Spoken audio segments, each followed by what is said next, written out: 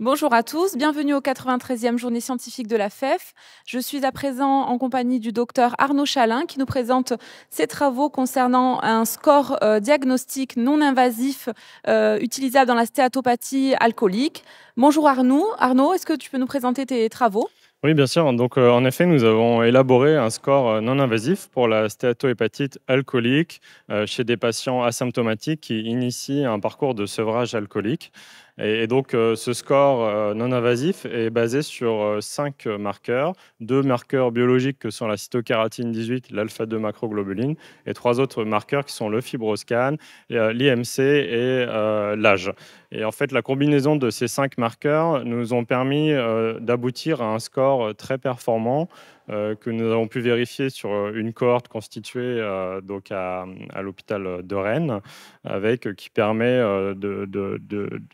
d'atteindre des performances diagnostiques excellentes et d'avoir un diagnostic pour soit exclure, soit inclure la présence de stéatohépatite. Et nous avons eu aussi l'opportunité de valider ce score dans une cohorte qui a été constituée de manière indépendante chez des collègues allemands.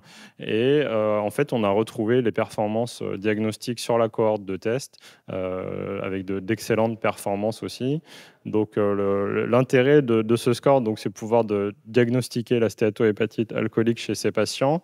Donc, ça peut présenter un intérêt motivationnel important pour ces patients pour cesser la consommation d'alcool, qui reste un élément essentiel pour que la maladie ne s'aggrave pas ou pas trop vite. Et éventuellement, on peut imaginer dans le futur aussi que ça pourrait présenter un intérêt thérapeutique si des molécules émergent pour le traitement de cette pathologie, et donc pouvoir détecter et traiter ces patients.